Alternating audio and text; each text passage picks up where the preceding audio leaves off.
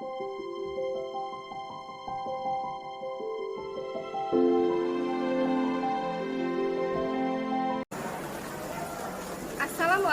warahmatullahi wabarakatuh. Salam Guru Penggerak. Perkenalkan, saya Dian Widyastuti, calon Guru Penggerak Angkatan 6 dari SMA Negeri 3 Kota Tasikmalaya, Jawa Barat.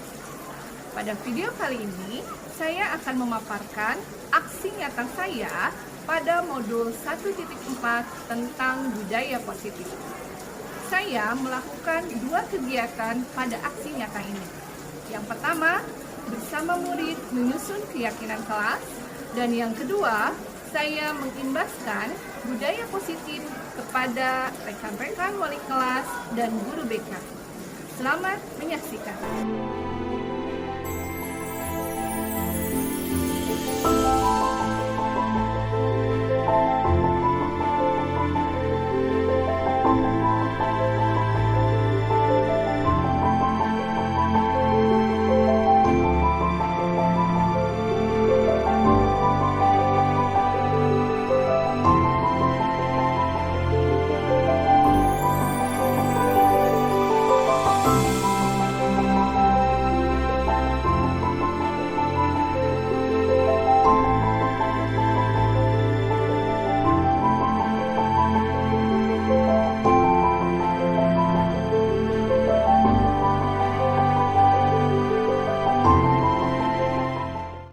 Assalamualaikum warahmatullahi wabarakatuh. Alhamdulillahirrabbilalamin. Wabihi nasta'inu umuri waddin wa ala alihi wa sahbihi ajmain. Amma ba'du. Pertama dan yang utama, saya ucapkan terima kasih kepada Ibu Kepala yang telah menyempatkan waktunya untuk hadir mengikuti kegiatan ini dan barangkali nanti akan membuka kegiatan diseminasi ini. Kemudian kepada Bapak dan Ibu wali kelas yang telah bersedia untuk menyempatkan waktunya, kita menambah ilmu bersama-sama di sini, berbagi untuk meningkatkan kemampuan kita sebagai guru. Juga kepada rekan-rekan lainnya, Ibu dari BK juga. Terima kasih atas kedatangannya. Marilah kita panjatkan puji dan syukur kehadirat Allah Subhanahu wa Ta'ala, karena berkat rahmat dan karunia-Nya kita diberi kesehatan sehingga kita bisa berkumpul di tempat yang berbahagia ini. Salawat dan salam semoga terlimpah curahkan kepada junjungan kita semua, yakni Habibana wa Nabiyana Muhammad sallallahu alaihi wasallam. Untuk sahabatnya dan untuk kita semua, semoga mendapat syafaat beliau di akhir zaman nanti. Amin ya rabbal alamin. Baik. Untuk sesi ini, kebetulan diseminasi ini akan dilaksanakan dengan 2 sesi. Sesi pertama oleh saya dan sesi yang kedua nanti oleh rekan saya Pak Irawan. Pada tiap sesinya nanti ada 2 kegiatan yang akan kita lakukan. Pertama adalah pemaparan dan informasi serta contoh-contoh materi yang akan kami sampaikan mengenai budaya positif, dan sesi yang kedua adalah diskusi bersama. Kita sharing mengenai kendala-kendala atau temuan-temuan atau peristiwa-peristiwa yang sering kita alami di kelas masing-masing. Baik, untuk mempersingkat waktu, mari kita buka acara ini bersama-sama dengan membaca basmalah. Bismillahirrahmanirrahim. Selanjutnya kami persilakan Ibu Kepala untuk menyampaikan sambutannya. Disilakan Ibu. Terima kasih. Bismillahirrahmanirrahim. Assalamualaikum warahmatullahi wabarakatuh. Waalaikumsalam. Semoga mengikuti apa yang sudah disampaikan oleh Ibu Dian. Terima kasih Ibu Wali Kelas yang hebat dan calon guru penggerak yang luar biasa yang hari ini hadir bersama kita. Alhamdulillah pada kesempatan pagi ini kita bisa mengikuti satu kegiatan diseminasi dari hal yang akan disampaikan oleh Ibu Dian dan Pak Irawan nanti untuk sesi 2. Perlu diketahui bahwa calon guru penggerak ini memiliki beberapa agenda besar yang intinya adalah bagaimana menjadi seorang pemimpin pembelajar. Ya, di antara program yang akan dilaksanakan di penghujung modul 1 itu ada praktik baik ya, budaya positif yang akan dikembangkan dan secara teknis nanti akan disampaikan oleh Kemudian ada hal yang disebut dengan budaya positif, mari kita dengarkan seperti apa yang akan disampaikan. Tentu saja setelah menjadi PR bagi kita harus diimplementasikan dan menjadi budaya bagi SMA Negeri 3 Tasikmalaya. Yang selanjutnya setelah kita implementasikan, inilah profil kita ya, yang kemudian menjadikan seluruh budaya positif ini menjadi citra baik bagi kita dan menjadi apa istilahnya ya, legasi ya, menjadi pewarisan bagi selanjutnya kepada siswa-siswi kita selanjutnya. Dan ibu bapak setelah mengikuti ini berniat bersama-sama, karena mustahil dilaksanakan oleh sendiri, mustahil hanya menjadi ide, tentu saja harus dijalankan. Dan ketika menjadi budaya, tidak ada lagi kata lain adalah citra SMA 3 yang semakin maju. Mungkin itu yang bisa saya sampaikan. Secara teknis nanti akan disampaikan oleh sesi 1 Budian dan sesi 2 Pak Irawan, dan kita berharap menjadi motor penggerak dan kita mengikuti apa yang dilaksanakan dan menjadi budaya yang semakin mencitrakan SMA 3 yang maju, bermartabat, berbudaya, dan menghasilkan anak-anak kita yang memiliki profil pelajar Pancasila. Terima kasih. Billahi taufiq wal hidayah. Wassalamualaikum warahmatullahi wabarakatuh. Waalaikumsalam warahmatullahi wabarakatuh. Terima kasih Ibu Kepala yang telah menyampaikan sambutannya. Baik Bapak Ibu, kita lanjutkan kepada sesi selanjutnya, yaitu sesi pemaparan. Santai saja Bapak Ibu, tidak usah terlalu tegang karena ini iya, jangan terlalu serius Bapak Ibu. Ya, ini sebetulnya tujuan kami untuk menyampaikan ini tidak lain bukan bermaksud ingin menggurui, tetapi kami ingin membagikan ilmu yang kami dapat di pendidikan guru penggerak ini bersama-sama dengan Bapak dan Ibu, sehingga kita bisa berkolaborasi untuk mewujudkan budaya positif di sekolah kita yang kita cintai ini. Baik Bapak Ibu, biar mencairkan suasana, saya punya sedikit pantun buat Bapak dan Ibu. Tolong nanti direspon ya. Kalau ada pantun jawabnya apa? Cakep. Terima kasih. Pohon pepaya tiada berduri. Cakep. Tumbuh bersama bunga melati. Cakep. Izinkan saya untuk berbagi. Cakep. Semoga dapat menginspirasi. Tepuk tangan dong untuk kita semua. Terima kasih Bapak dan Ibu apresiasinya. Baik, saya sekarang akan memaparkan sedikit mengenai budaya positif. Kalau kita bicara tentang budaya positif, sebetulnya di sekolah kita sudah dikembangkan budaya-budaya positif itu. Seperti misalkan mengaji sebelum di awal pembelajaran, kemudian menanamkan kepada anak-anak kita untuk selalu melaksanakan 5S ya Bapak Ibu. Apa itu 5S? Iya, santun, apalagi Bu? Salam dan senyum, betul ya. Dan kita selalu mengingatkannya dalam bentuk slogan-slogan yang disimpan di dinding. Dan budaya-budaya positif itu memang harus selalu kita laksanakan di sekolah untuk menanamkan karakter-karakter baik pada anak. Ki Hajar Dewantara menyatakan bahwa kita sebagai pendidik itu diibaratkan sebagai seorang petani, di mana petani hanya bisa menanam padi, memberi pupuk, kemudian menghilangkan hama, kemudian menghilangkan rumput-rumputnya agar menjadi padi yang berkualitas. Tetapi kita sebagai seorang guru tidak mungkin merubah padi menjadi jagung misalkan. Nah, seperti itulah filosofi yang digunakan oleh Ki Hajar Dewantara untuk memposisikan kita sebagai guru.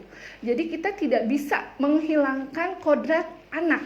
Yang bisa kita lakukan adalah membimbing, menuntun anak supaya mereka bisa menggali semua potensi yang ada pada dirinya sehingga mereka dapat menjadi manusia yang merdeka. Nah, salah satu cara kita untuk menuntun dan membimbing anak itu dengan memberikan lingkungan yang positif. Lingkungan positif diantaranya adalah memberikan keamanan, kenyamanan, kemudian kita sebagai guru yang selalu berkolaborasi, bekerja sama, saling belajar, saling mendukung, saling berbagi, sehingga akan terbentuk komunitas atau ekosistem pendidikan yang saling mendukung di sekolah kita. Saya punya 2 gambar, ini Bapak Ibu. Apakah Bapak dan Ibu pernah mengalaminya? Gambar yang sebelah kiri ini? Iya, sebagai siswa atau sebagai guru, apalagi kalau Bapak dan Ibu bertugas menjadi piket biasanya ya, ada yang diberi sedikit hukuman kalau terlambat, ya mungkin ini zaman dahulu, mudah-mudahan sekarang tidak. Yang kalau ini sepertinya kegiatan apa ya? Membaca Al-Quran. Baik, nah apakah Bapak dan Ibu setuju atau tidak setuju jika hukuman dapat mendisiplinkan anak? Pendapat, silakan Ibu Dian.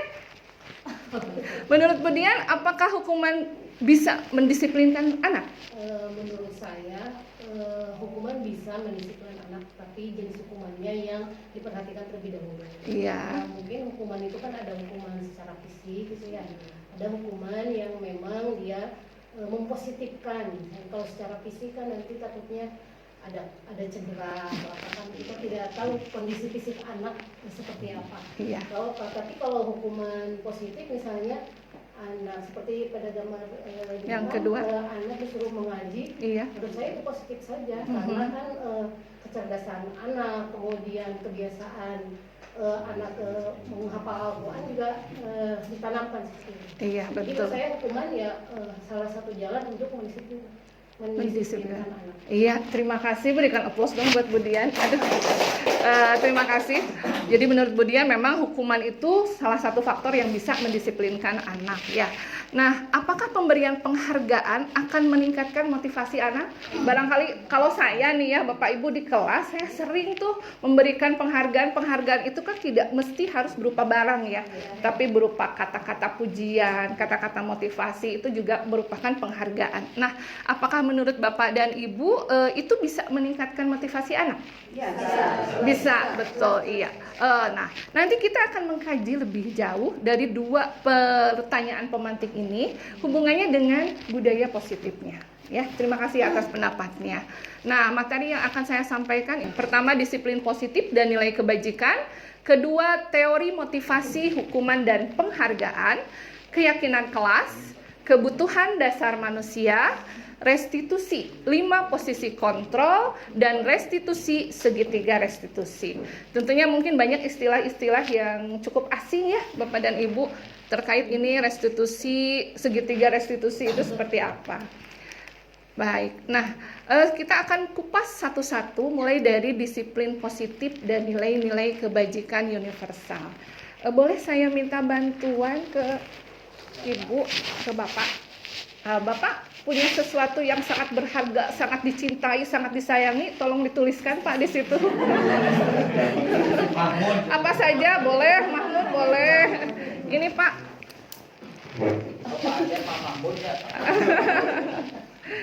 Boleh benda, boleh orang. Ibu berkenan untuk ke depan dengan Bu Evi, persilahkan.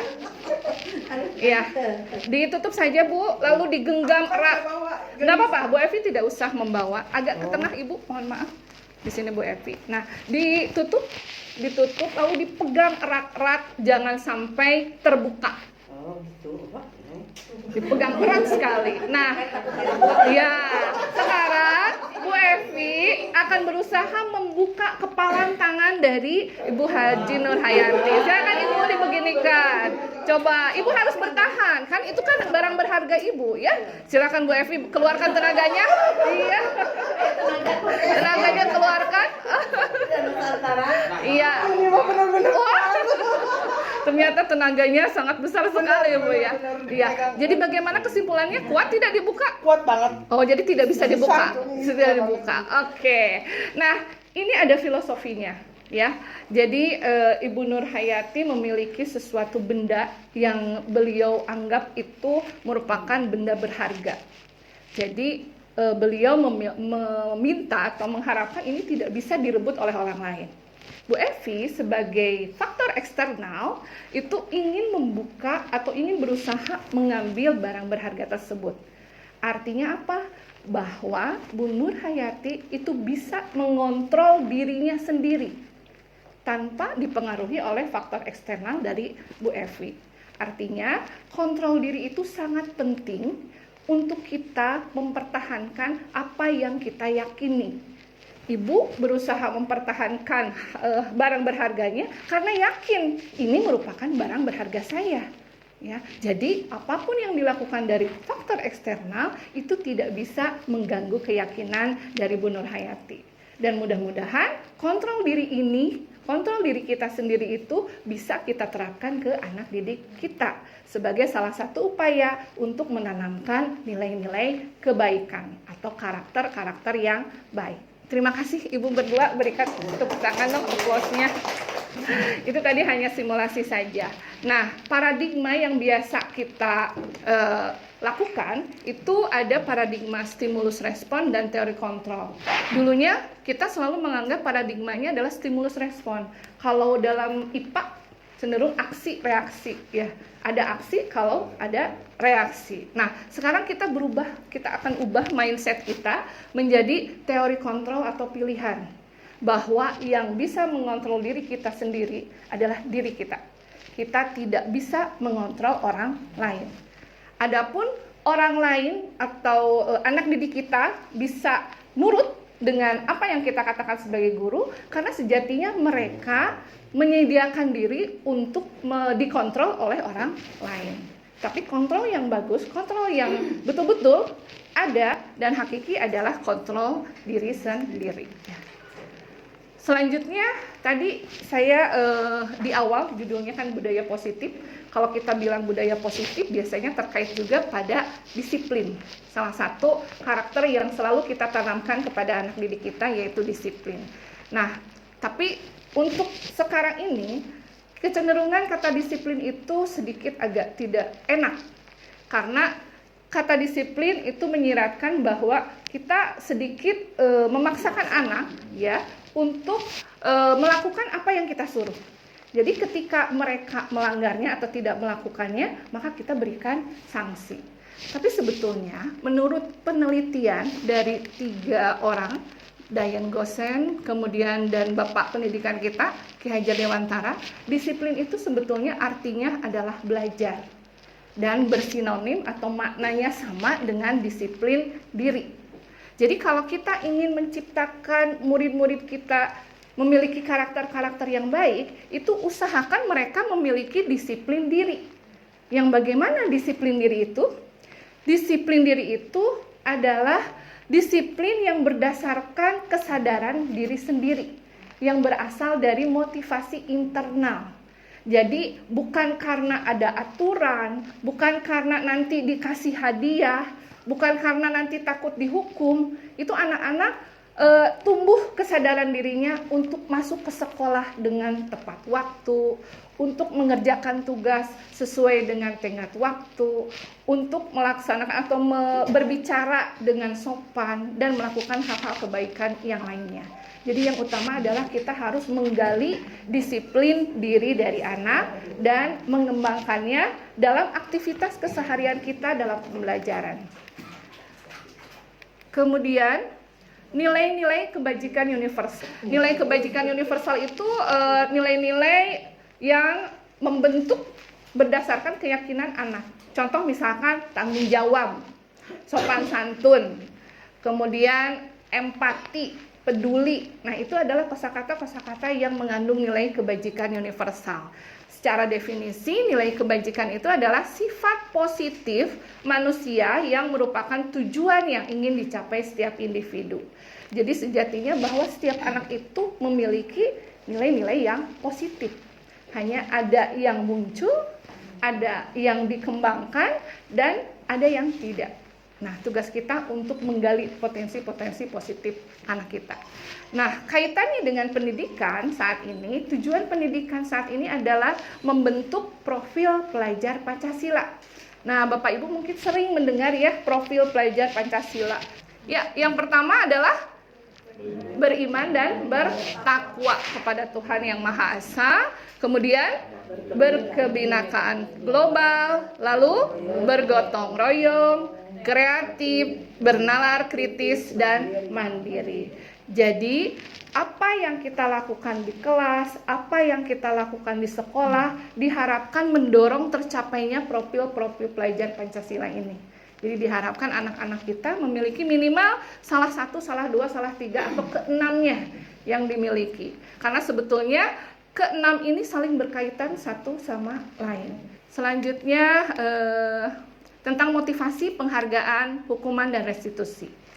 Setiap perilaku seseorang itu memiliki motivasi tertentu, termasuk kita dan anak didik kita. Yang pertama adalah menghindari ketidaknyamanan atau hukuman. Kalau kita kembali berkaca kepada diri sendiri, sebetulnya memang kita sering nih mengalami hal ini, melakukan sesuatu karena supaya tidak dihukum, melakukan sesuatu supaya tidak terkonsekuensi. Contoh kalau kita sebagai guru kimob aja ya, mau tidak mau kita kimob supaya tidak memperoleh konsekuensi dari atasan, misalkan punten ibu dari atasan atau dari Pak Ridwan Kamil misalkan, karena ada konsekuensinya. Yang kedua adalah mendapatkan imbalan atau pujian ya. Jadi memang ini cukup positif, tetapi ternyata nanti dampaknya ada negatifnya juga. Jadi tidak selamanya kita memberikan imbalan atau pujian itu berdampak positif ke anak-anak. Dan ketiga, menghargai diri sendiri. Nah, menghargai diri sendiri itu meliputi pada motivasi kita. Contohnya seperti kita sebagai guru, kalau kita sudah menghargai diri sendiri, maka kita tidak akan mendengarkan bel untuk masuk ke kelas tepat waktu dan keluar kelas tepat waktu. Karena kita sadar bahwa kita sebagai guru, tanggung jawab kita sebagai guru adalah memberikan pelayanan yang terbaik kepada anak didik kita, memberikan pembelajaran yang berpihak kepada anak didik kita. Jadi untuk zaman sekarang, apalagi kurikulum ke depan adalah kurikulum merdeka, itu sejatinya adalah kurikulumnya adalah murid, murid, dan murid. Semuanya berpusat dan berorientasi kepada murid. Nah, keduanya untuk poin 1 dan poin 2 ini motivasinya dari luar atau eksternal. Kalau yang ketiga dari diri kita sendiri ya. Nah, tadi seperti yang sudah saya singgung sebelumnya tentang penghargaan. Ternyata penghargaan itu bisa bermakna sebagai hukuman juga. Kalau penghargaan yang kita berikan itu menjadi suatu kebiasaan. Karena lama-lama anak akan berpikir dia akan melakukan sesuatu pasti nanti ada pamrihnya. Saya akan menjawab pertanyaan ibu kalau nanti dapat nilai. Kalau kita sering atau kontinuitas untuk melakukannya. Jadi bagaimana caranya supaya penghargaan yang kita berikan itu tidak berdampak negatif? Nah, salah satunya adalah dengan memberikan pengakuan secara khusus, kemudian kepada semua murid, lalu pengakuannya diberikan secara konsisten sehingga tidak merupakan suatu kejutan-kejutan kepada anak, dan kita berfokus pada proses. Biasanya kalau saya nih ya Bapak Ibu, tadinya saya memberikan penghargaan pujian kepada anak-anak itu kalau mereka mencapai sesuatu. Misalkan dapat nilai bagus di ulangan, wah saya puji. Atau mereka aktif menjawab dalam diskusi, saya puji.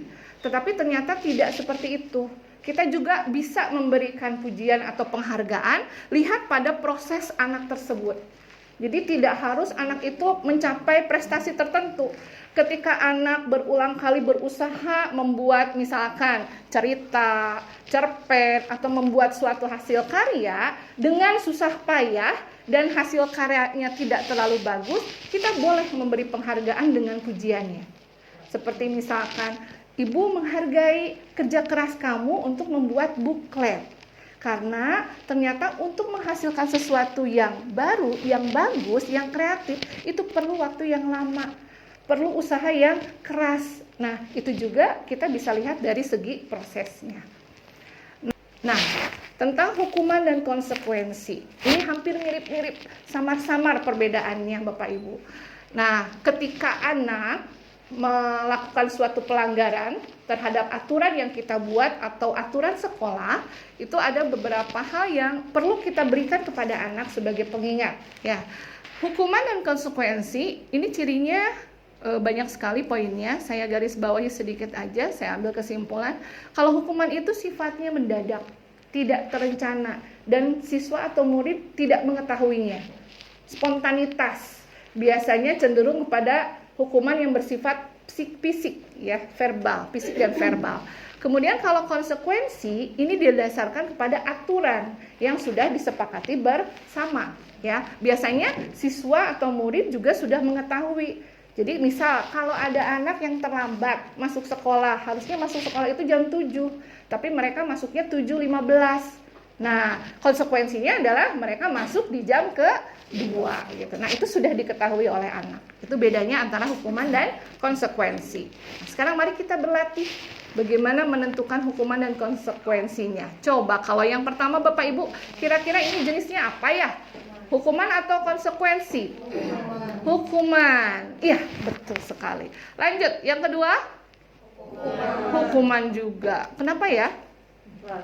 Iya, karena kan fisik ya, ke fisik. Yang ketiga, aduh kepencet. Ya sudah, hukuman saja bonus. Yang keempat? Yang keempat sama juga ya? Coba kita lihat. Ini konsekuensi karena apa? Ayah diajarkan untuk bertanggung jawab. Jadi menggantikan, ini kata kuncinya. Selanjutnya juga, iya kepencet lagi.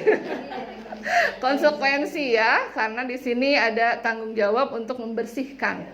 Yang selanjutnya hukuman. Aduh, pintar sekali. Lanjut.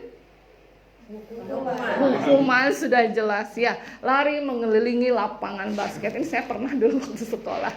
Nah, terima kasih Bapak dan Ibu sudah memahami apa bedanya hukuman dan konsekuensi. Dan ini istilah baru untuk menangani siswa yang melanggar. Ada restitusi. Apa sih restitusi ini? Bisa dilihat oleh Bapak Ibu, mungkin bisa dibaca. Jadi ini suatu metode untuk menciptakan kondisi bagi murid supaya mereka memperbaiki kesalahannya.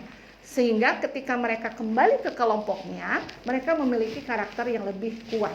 Jadi dalam restitusi ini kita tidak langsung menjudge, kamu bersalah, kamu melanggar aturan. Tidak seperti itu.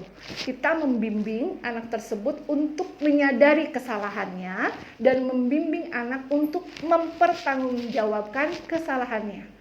Nah, bentuk pertanggungjawaban kesalahannya adalah dengan membimbing anak tersebut untuk mencari solusinya. Biasanya kan, ini saya sendiri menyadari dan sering melakukan juga, solusi itu datangnya dari saya, bukan dari anak. Nah, ini terbalik. Diharapkan solusinya pun itu berasal dari anak. Ya, jadi lebih komunikatif, lebih akrab, jadi lebih menggali potensi anak dalam berkomunikasi, dalam menyampaikan perasaannya. Itu untuk teknik restitusi.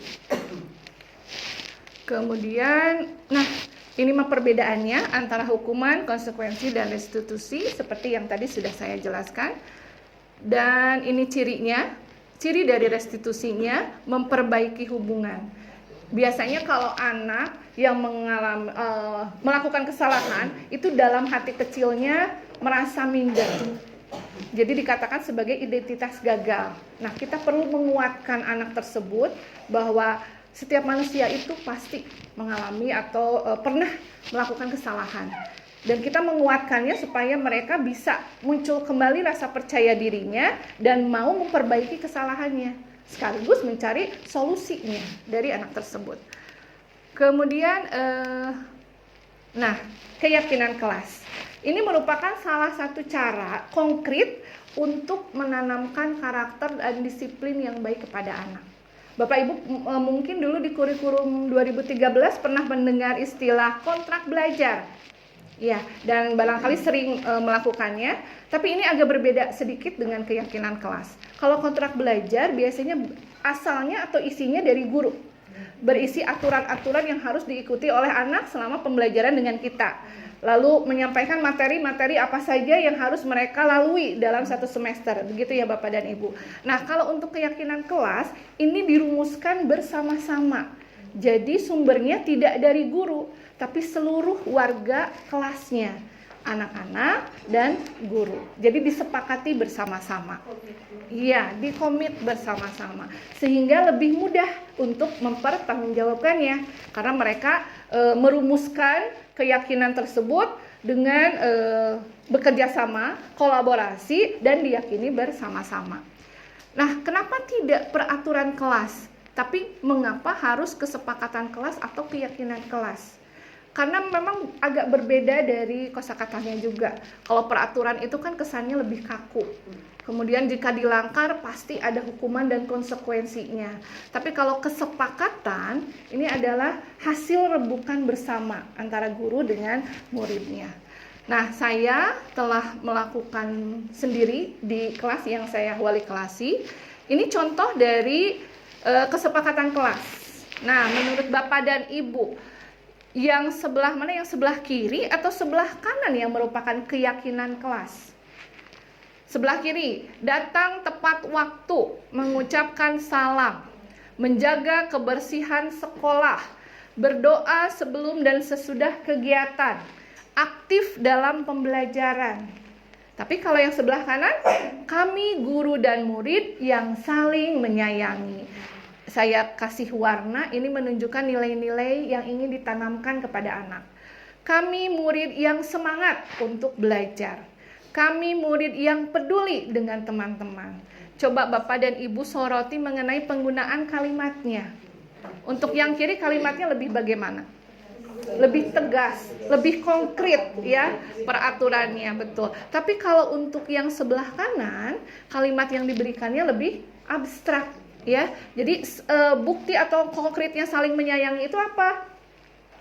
Tidak saling membuli, menggunakan bahasa yang baik, yang santun. Karena anak-anak sekarang kan terus terang kalau tidak ada kita, bahasa mereka kadang keluar bahasa Tarzannya, begitu ya. Apalagi kalau sudah terbersit emosinya. Nah, ini kita buat dalam bentuk abstrak sehingga bisa mencakup semua sikap yang ingin kita tanamkan.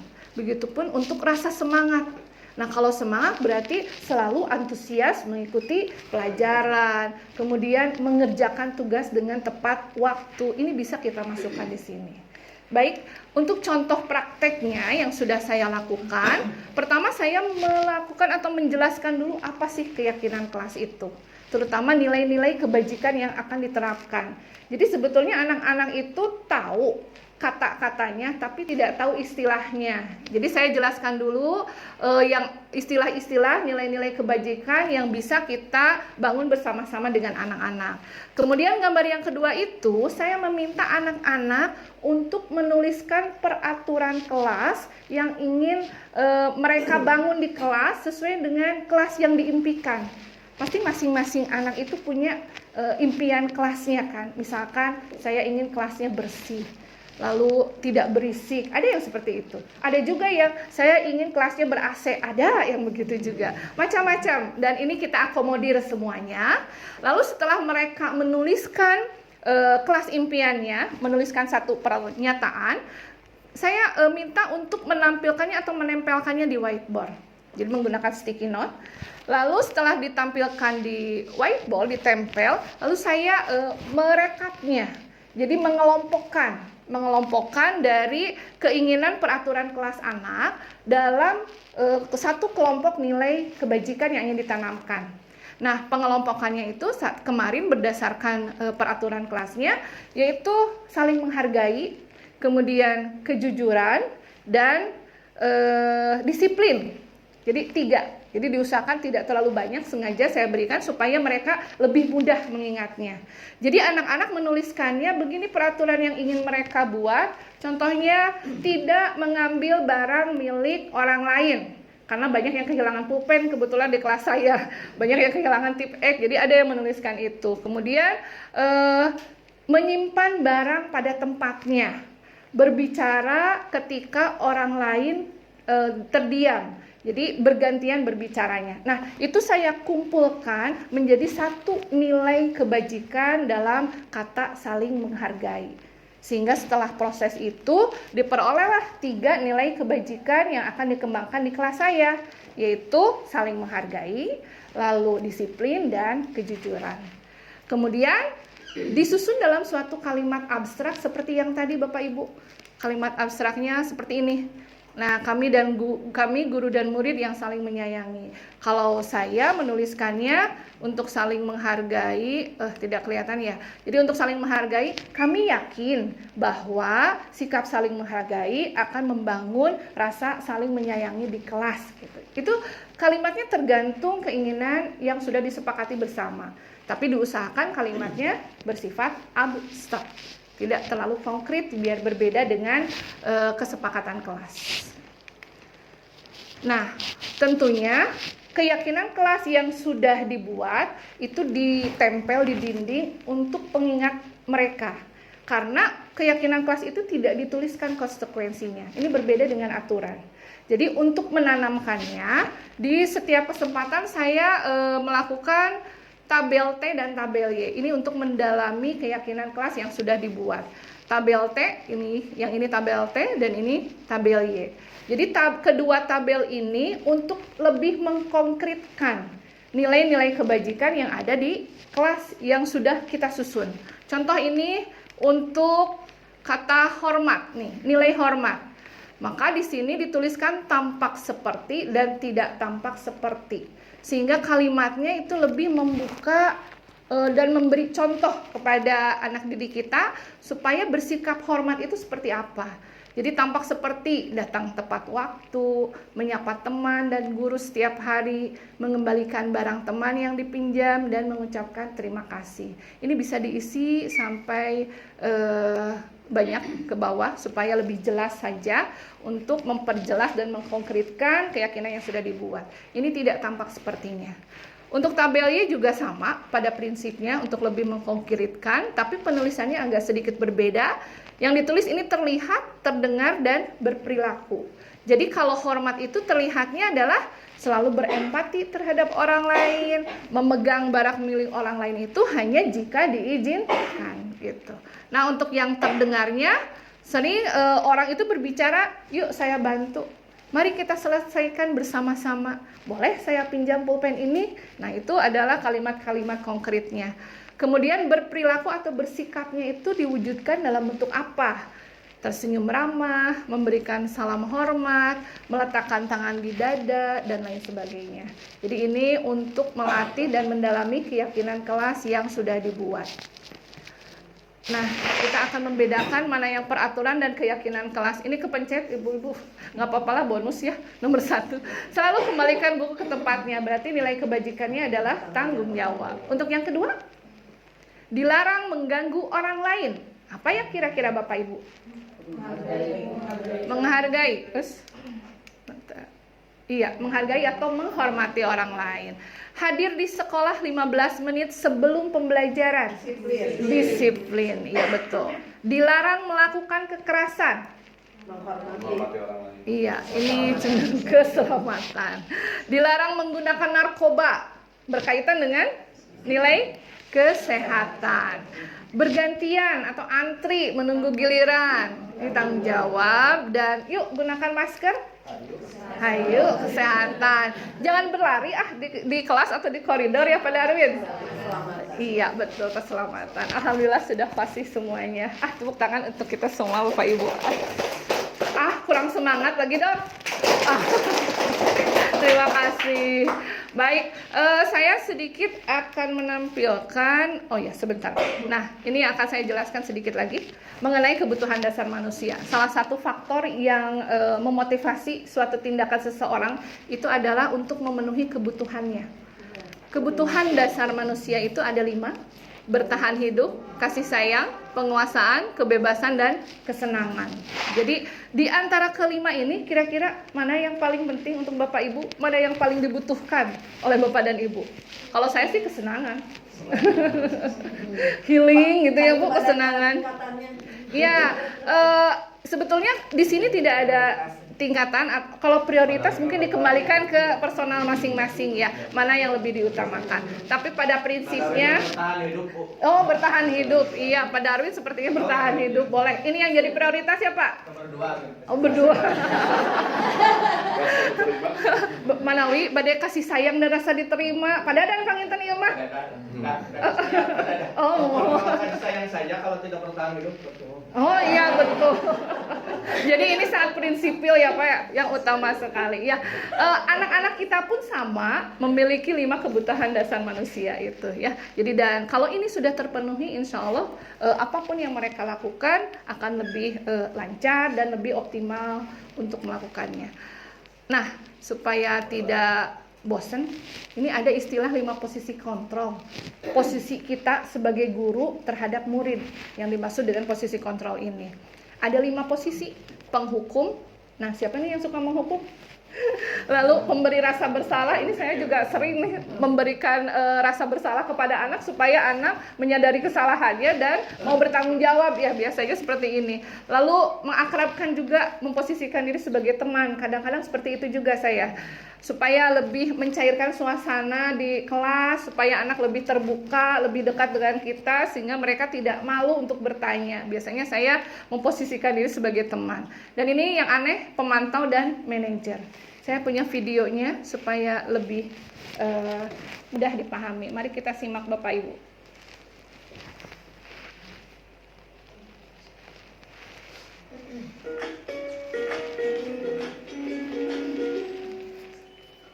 Salam bahagia Ibu dan Bapak Guru hebat. Dalam penerapan disiplin positif restitusi, salah satu program yang dikembangkan adalah 5 posisi kontrol. 5 posisi kontrol dalam restitusi adalah proses perjalanan seorang pendidik agar dapat mengenali dirinya. Pada video kali ini, kita akan membahas tentang 5 posisi kontrol yang dikembangkan oleh Diane Gosser dan contoh penerapannya. Dayan.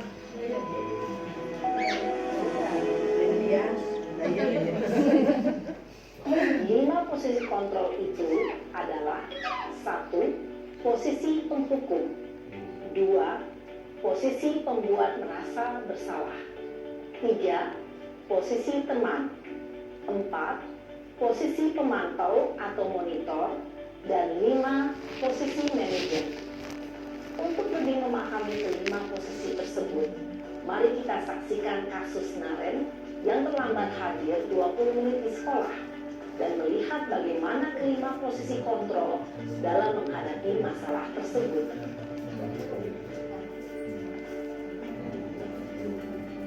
Nah, siapa nih yang sering begini? Piket ya, piket.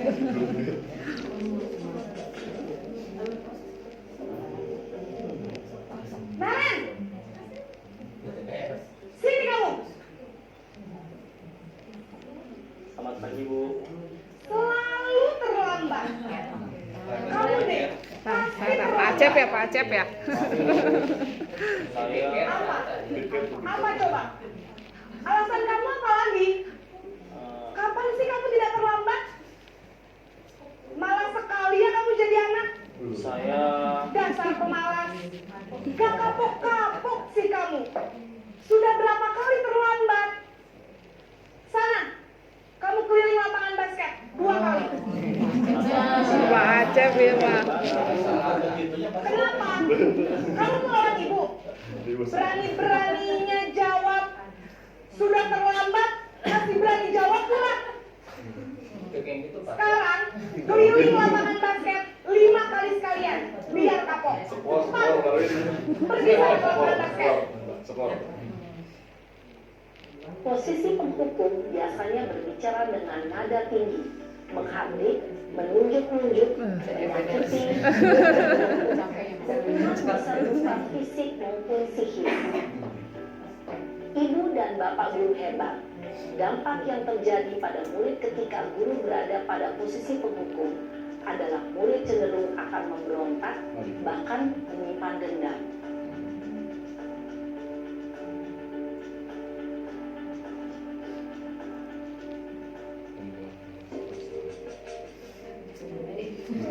Beda lagi nih.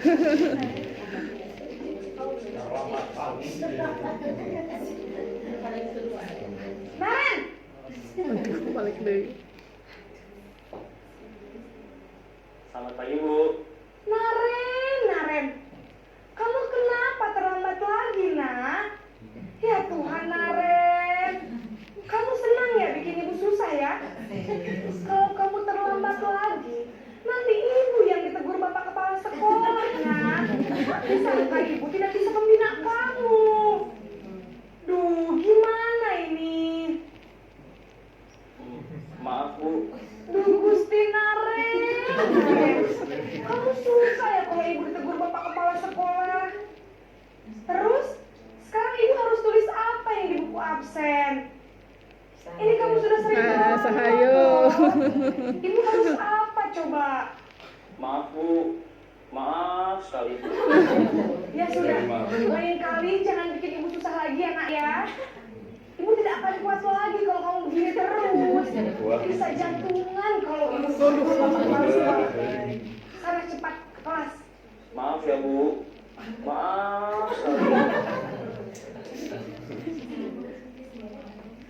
Posisi pembuat rasa bersalah berbicara dengan nada tenang, cenderung lembut. Namun kata-kata yang diutarakan membuat murid merasa menjadi orang yang gagal, memandang buruk dirinya sendiri, merasa tidak berharga, dan tidak sanggup membahagiakan orang lain.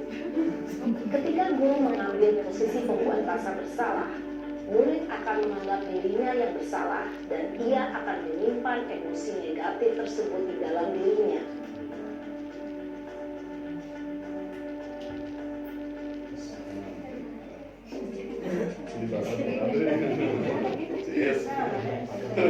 CS.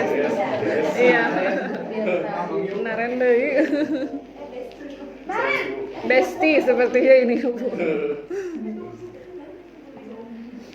Selamat pagi Bu. Wah, sudah jam berapa ini nak? Selamat lagi ya sayang. Iya Bu. Habis ibu saya lupa bangunkan saya Bu. Kamu malah menyalahkan ibu kamu. Kamu bukannya anak yang larinya paling kencang. Kok terlambat sih? Iya Bu. Saya memang terlambat bangun tadi. Jadi biarpun saya lari kencang, tetap gak kekejar Bu. Ya sudah sana. Nanti lain kali larinya lebih kencang lagi ya. Biar gak terlambat lagi. Bikin seneng ibu. Demi ibu. Bisa kan? Demi Bisa lah Bu. Ya sudah sana masuk kelas. Ibu beresin urusan absen kamu. Kamu ini ada-ada saja. Besti itu besti. Dalam posisi teman, guru berbicara dengan nada suara ramah, akrab, cenderung bersenda gurau untuk menjaga suasana tetap santai. Murid akan merasa senang, aman, dan akrab dengan guru. Identitas yang tercipta adalah identitas sukses atau berhasil. Namun, perlu diingat, karena ini masih dorongan eksternal, maka ada faktor ketergantungan dari murid kepada orang tertentu. Di sini, guru absennya, sehingga di lain waktu, murid bisa berperilaku baik, namun hanya kepada orang-orang tertentu saja.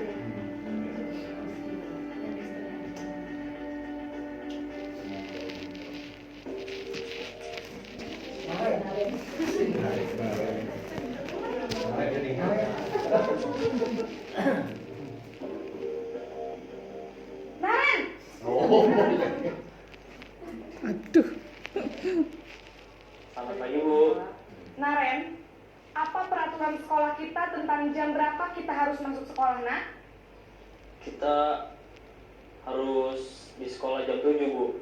Iya, betul. Sekarang sudah jam 7.20. Naren sudah tahu konsekuensinya jika terlambat hadir. Paham Bu. Saya harus tinggal kelas pas jam istirahat selama 20 menit. Iya, benar. Konsekuensinya demikian. Jadi nanti jam 9.30, pas istirahat, kamu harus tinggal di kelas, kerjakan tugas tambahan untuk ketertinggalan kamu, ya? Baik Bu. Saya. Posisi pemantau mengandalkan penghitungan atau data untuk mengontrol murid. Guru mengarahkan murid berdasarkan peraturan dan konsekuensi. Seorang pemantau menunjukkan bahasa tubuh dan ekspresi wajah yang datar dan cenderung formal.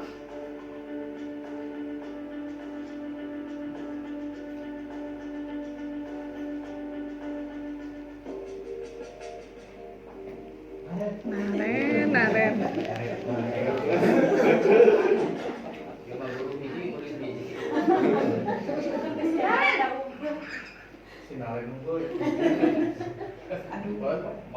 Selamat pagi Bu. Selamat pagi, Naren. Maaf Bu, saya terlambat. Iya, sekolah masuknya jam 7, sekarang sudah jam 7.20. Jadi sekarang bagaimana ini, Naren? Maaf Bu, saya lupa setel alarm saya semalam. Baiklah, menurut kamu, keyakinan sekolah yang mana yang perlu kamu tingkatkan? Menghargai diri sendiri dan orang lain mungkin ya Bu. Setuju. Jadi, apakah Naren meyakini prinsip saling menghormati tersebut? Iya Bu, saya meyakininya. Apakah Naren bersedia memperbaiki masalah keterlambatan ini? Bersedia Bu.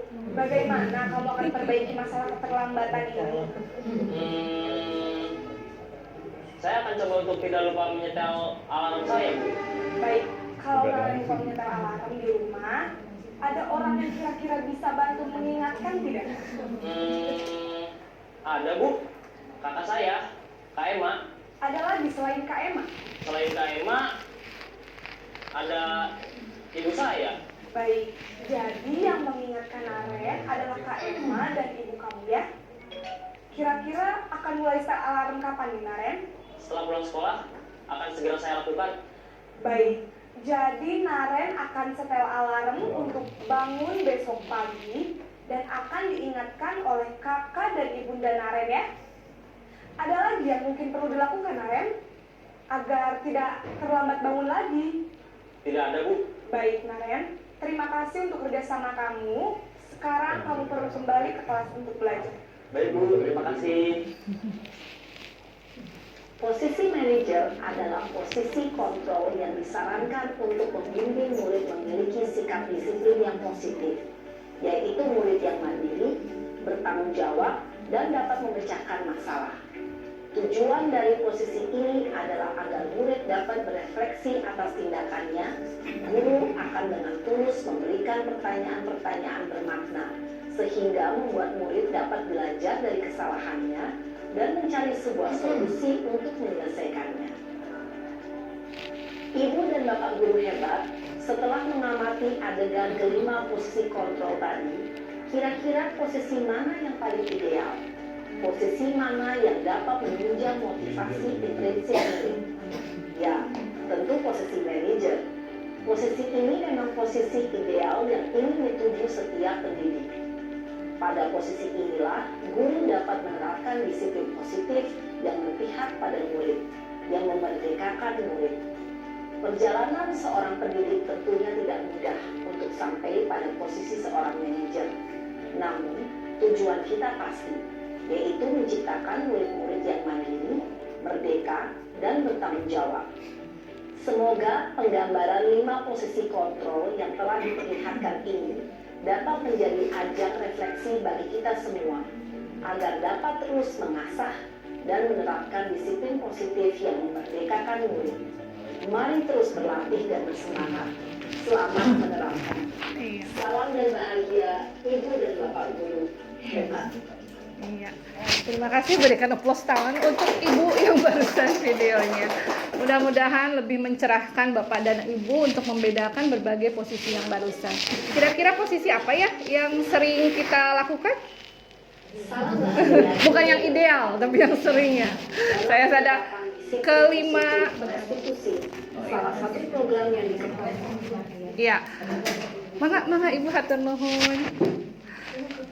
Nah, kelima posisi tadi, Bapak Ibu, baik penghukum, pembuat orang bersalah, teman, pemantau, dan manajer, sebetulnya bisa kita gunakan secara kondisional, ya. Jadi memang idealnya adalah posisi manajer, tapi tidak semua permasalahan yang dihadapi dengan siswa kita bisa diambil solusinya dengan cara manajer.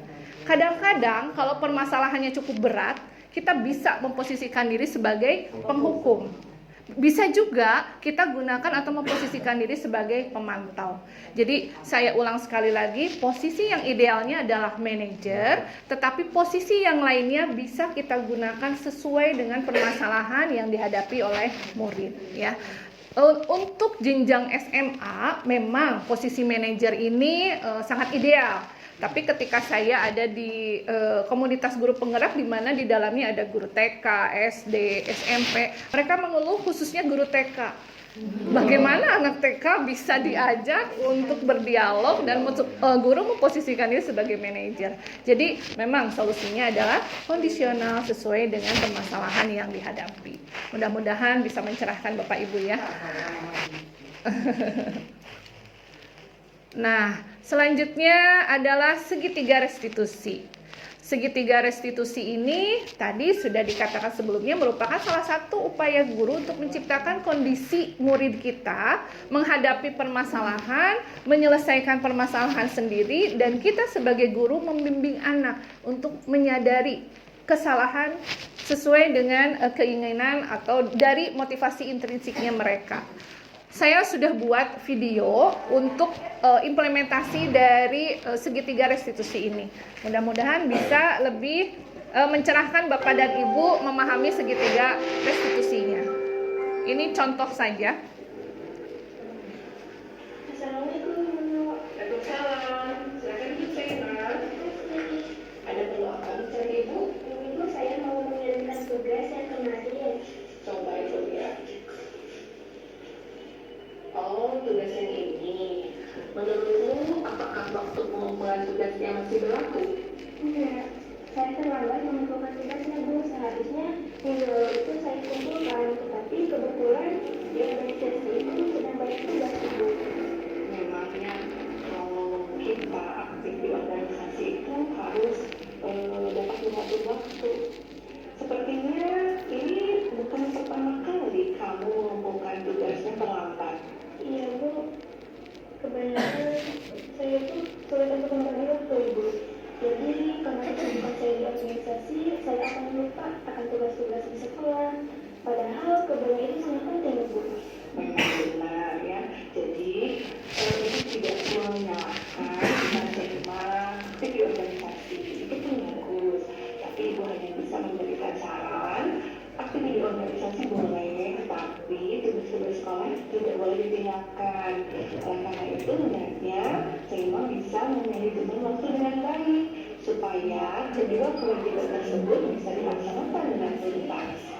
Nah, apakah Saima masih ingat keyakinan kelas yang telah kita buat? Coba terkait hal ini. Apa keyakinan kelas yang kamu langgar? Saya melanggar karena saya tidak disiplin dalam mengerjakan tugas, Bu. Tuh, apakah kamu yakin bahwa hidup disiplin itu penting? Nah, kalau begitu, kalau kamu sudah meyakininya, apakah kamu berniat untuk memperbaikinya? Bagus sekali, Ibu senang mendengarkan. Nah, kalau boleh Ibu tahu nih, kira-kira bagaimana cara Saima untuk memperbaiki hal-hal seperti ini supaya tugas-tugas ke depannya dapat dikirimkan tepat waktu. Insya Allah saya akan membuat jurnal pribadi saya yang dimana jurnal tersebut saya akan tulis tugas-tugas yang harus saya kerjakan dengan tengah waktunya, Ibu. Bagus sekali. Ini bagus. Kira-kira selain membuat jurnal nih, ada tidak orang yang bisa mengingatkan Saima akan tugas-tugas yang ditugaskan di kelas sehingga Saima jadi ingat? Ada tuh sahabat saya Dita. Saya akan meminta Dita untuk mengingatkan saya jika ada tugas, Ibu. Betul, bagus sekali. Berarti sekarang Saima sudah bisa memiliki solusi ya supaya kedepannya Saima tidak terlalu mungkin menjadikan tugas. Pertama, dengan membuat jurnal. Yang kedua, dengan meminta sahabat dekat Saima yaitu Dita ya untuk selalu mengingatkan jika ada tugas di kelas. Bagus sekali. Kira-kira kapan nih akan direalisasikan rencana tadi? Insya Allah mulai hari ini, Bu. Betul ya? Bagus sekali. Oke deh, kalau begitu Ibu terima tugasnya dan kedepannya semoga Saima lebih disiplin lagi dalam menjadikan tugas.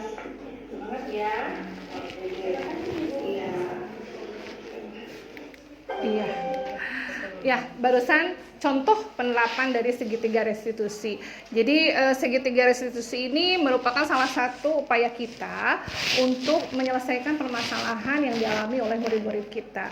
Sebetulnya segitiga restitusi ini posisi guru sebagai apa ya Bapak Ibu? Manajer, pemantau, penghukum. Iya betul, sebagai manajer. Nah, ada 3 tahapan dalam segitiga restitusi. Maaf. Yang pertama yaitu menstabilkan identitas, validasi kebutuhan dan menanyakan keyakinan. Nah, di dalam menstabilkan identitas itu kita membuat anak yang merasa gagal karena mereka berbuat salah menjadi berpikiran lebih positif lagi. Jadi perbuatan atau membuat kesalahan itu bisa dilakukan oleh semua orang. Jadi kita memberikan motivasi kepada anak supaya mereka tidak terlalu down karena mereka telah melakukan kesalahan. Itu pada posisi menstabilkan identitas. Kemudian yang kedua, memvalidasi kebutuhan. Jadi kita membantu murid-murid kita untuk mengenali kebutuhan apa yang mereka belum terpenuhi sehingga mereka melakukan suatu pelanggaran. Nah, ini pada tahap validasi kebutuhan.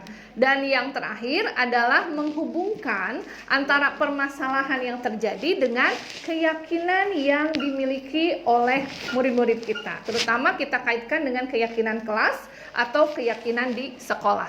Jadi anak melihat kesalahannya dihubungkan dengan norma sosial. Karena kalau kita sudah meyakini sesuatu, maka kita akan rela untuk melakukan apapun juga berdasarkan keyakinan kita. Itu pada tahap menanyakan keyakinan. Nah, bisa saya simpulkan untuk keseluruhannya apa hubungan yang tadi sudah saya jelaskan dengan disiplin positif. Disiplin positif bisa terjadi kalau kita sudah membiasakan kebiasaan-kebiasaan baik pada murid-murid kita. Murid yang sudah continue, lalu berkomitmen, dan seluruh warga sekolah yang melaksanakan pembiasaan baik itu, maka murid-murid kita akan memiliki karakter yang baik. Karakter yang baik yang dilaksanakan dan pembiasaan yang baik dilaksanakan di sekolah itu akan membentuk budaya disiplin yang positif di sekolah kita. Maka disiplin positif itu sebetulnya diawali dari teori kontrol. Ya, yang tadi di awal sudah saya jelaskan. Lalu dengan teori motivasi dan nilai kebajikan universal yang kita wujudkan, yang kita implementasikan dan terjemahkan di dalam suatu keyakinan kelas. Lalu 5 posisi kontrol ini mendukung terbentuknya budaya-budaya positif juga. Dan segitiga restitusi sebagai salah satu alternatif kita untuk memecahkan permasalahan yang dialami murid.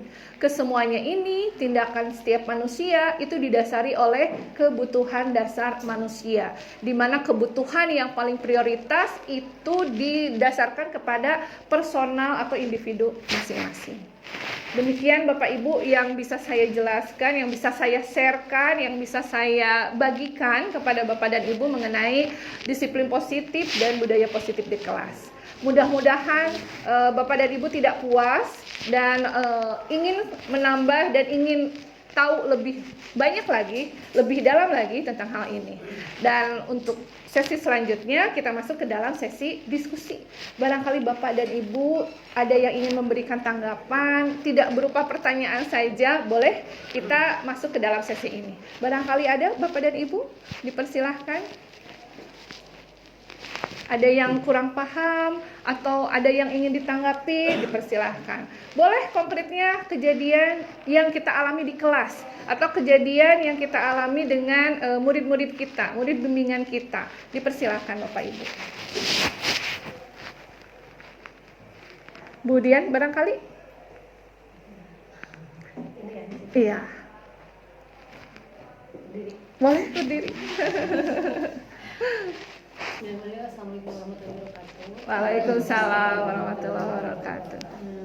Terima kasih pada Budian Widi atas sharing informasi dan pengetahuannya. Mohon maaf ini bukan karena nama kita sama ya Bapak Ibu, kebetulan yang ngacungnya begini tadi, jadi nggak kelihatan. Atas sharing ilmunya, ini merupakan menurut saya ilmu baru ya. Jadi saya baru menemukan gitu dan baru memperoleh ternyata banyak hal yang memang harus digali dari diri saya, pengetahuan dan kemampuan. Ini sangat positif bisa saya aplikasikan. Misalnya saya selaku wali kelas, saya minta pendapat juga dari teman yang lain. Misalnya saya selaku wali kelas, di mana kan di kelas itu bervariasi dengan hasil, misalnya kemarin lihat dari hasil rapot PPS yang saya misalnya si A saya prediksi misalnya bagus, ternyata hasilnya kurang bagus gitu ya. Ini bisa saya lakukan mungkin tahapan-tahapan ini seperti tadi segitiga restitusi misalnya, kemudian misalnya saya bisa di kelas itu kan kalau sebelumnya kan kontrak belajar. Kalau sekarang kan keyakinan itu ya tadi ya, yang keyakinan kelas. Mungkin saya selaku wali kelas bisa menerapkannya. Jadi tapi yang jadi pertanyaan saya adalah misalnya saya sebagai wali kelas, saya menerapkan keyakinan kelas dengan anak saya gitu ya. Tapi posisi mereka melihat saya itu sebagai wali kelas. Apakah keyakinan kelas yang saya bikin dengan siswa yang diwali kelasan oleh saya itu bisa berlaku dengan mata pelajaran yang lain, atau nanti guru mata pelajaran yang lain membuat suatu keyakinan kelas yang baru?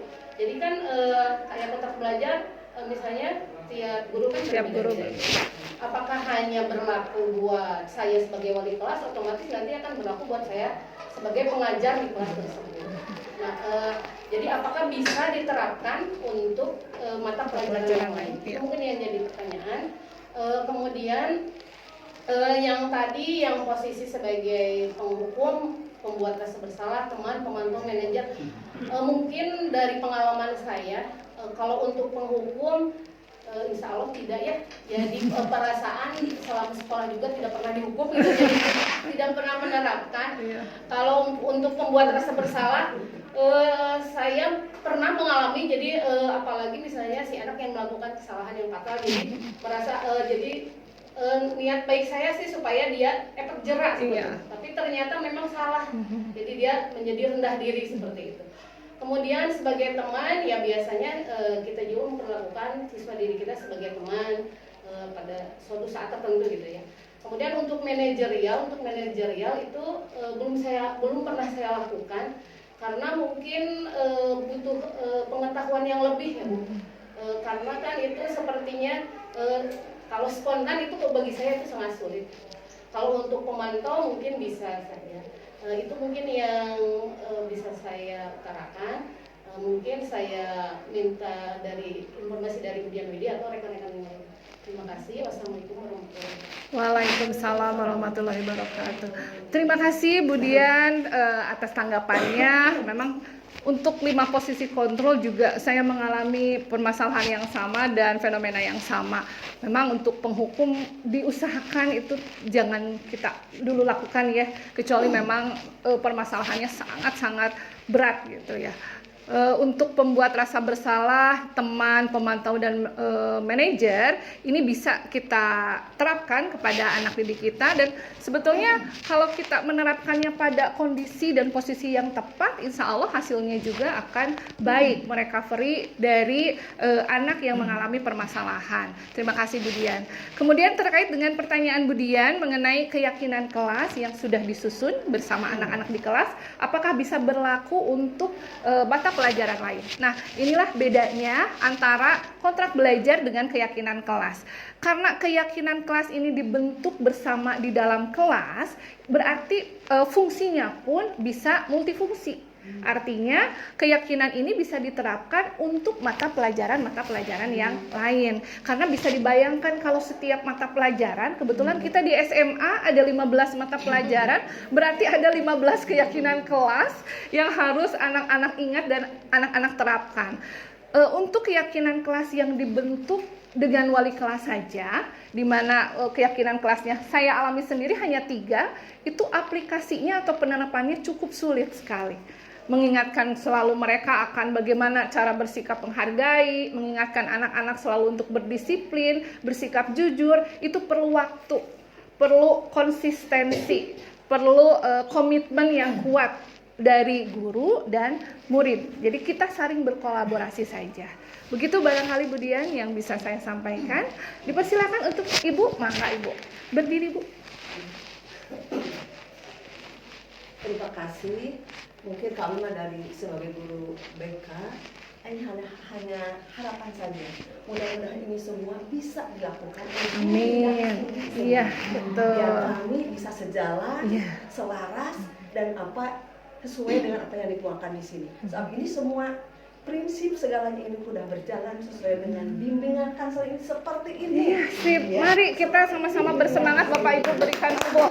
Jadi sekali lagi, mudah-mudahan ini bukan hanya di forum ini, tapi nanti Ibu Dian juga bisa menyampaikan ke semua guru. Kalau sudah seperti itu, jadi kami ini kerjasama, guru bidang studi, kerjasama semua ini, termasuk guru BP itu akan tercipta pokoknya apa yang kita inginkan. Betul. Itu aja jadi Iya. harapan kita. Terima kasih sekali Ibu. Aduh, terima kasih sekali motivasinya. Memang benar sekali diperlukan kolaborasi yang saling mendukung. Jadi perlakuan ini tidak hanya ditugaskan kepada Bapak dan Ibu guru BK saja.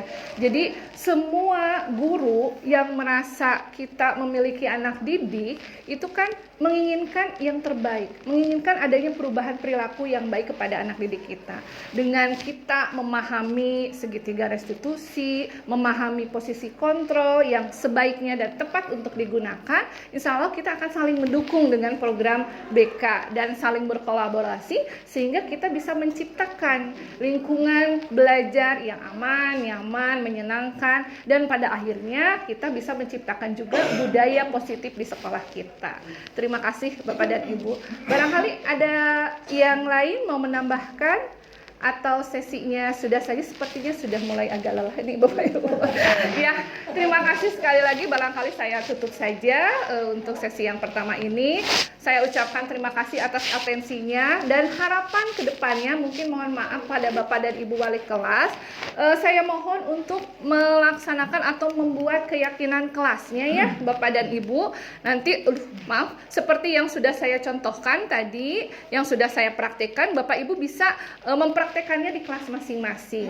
Nah, untuk gambar keyakinan kelasnya boleh dikirimkan ke saya, baik dalam bentuk soft file atau dalam bentuk fisiknya atau fotonya juga boleh. Mohon maaf Bapak Ibu, bukan maksud saya ingin mengerjain Bapak dan Ibu, tapi sebagai bentuk implementasi kita setelah kita mendapat ilmu baru tentang keyakinan kelas. Dan mudah-mudahan apa yang kita perbuat hari ini, apa yang kita peroleh hari ini bisa bermanfaat untuk kita dan untuk anak didik kita, supaya anak-anak didik kita memiliki karakter yang lebih baik ke depannya. Terima kasih sekali lagi Bapak dan Ibu. Ada pantun juga sebagai penutup buat Bapak dan Ibu. Siap ya cakepnya ya? Mie baso nih. Mie baso laksana dicampur babat. Cakep. Tidak lupa ditambah lumpia. Terima kasih Bapak Ibu hebat. Salam sehat dan bahagia. Tepuk tangan untuk kita semua. Assalamualaikum warahmatullahi wabarakatuh. Halo semuanya, perkenalkan saya Dita Sriwayuni dari kelas 12 MIPA 2. Kegiatan saya hari ini menyusun keyakinan kelas bersama teman-teman dan juga Budian. Saya sangat senang sekali karena pendapat kami semua dapat terakomodir dan tersusun menjadi keyakinan kelas. Semoga saya dan teman-teman dapat selalu konsisten dalam melaksanakan keyakinan kelas dan kami dapat mewujudkan kelas yang kami impikan. Terima kasih. Assalamualaikum warahmatullahi wabarakatuh. Perkenalkan, nama saya Restu Kamilena Dasti, salah satu guru mata pelajaran di SMA Negeri 3 Tasikmalaya. Alhamdulillah, saya diberikan kesempatan untuk mengikuti kegiatan diseminasi bersama Ibu Dian Widiastuti, di mana setelah saya mengikuti kegiatan tersebut banyak sekali pencerahan dan ilmu baru yang beliau berikan kepada saya. Di antaranya posisi sebagai guru yang ideal dalam menyelesaikan permasalahan dengan siswa. Ternyata selama ini saya salah memposisikan diri sebagai teman, sebagai pemantau, ataupun pemberi rasa bersalah, apalagi pemberi hukuman. Di mana sebenarnya untuk posisi yang terbaik sebagai guru itu adalah sebagai posisi manajer. Terima kasih Ibu Dian untuk pencerahannya. Semoga Ibu selalu sukses dan berkah selalu. Assalamualaikum warahmatullahi wabarakatuh. Demikian aksi nyata saya pada modul 1.4 tentang budaya positif. Semoga bermanfaat dan menginspirasi Bapak Ibu guru hebat seluruh Indonesia. Guru penggerak, tergerak, bergerak, menggerakkan. Wassalamualaikum warahmatullahi wabarakatuh.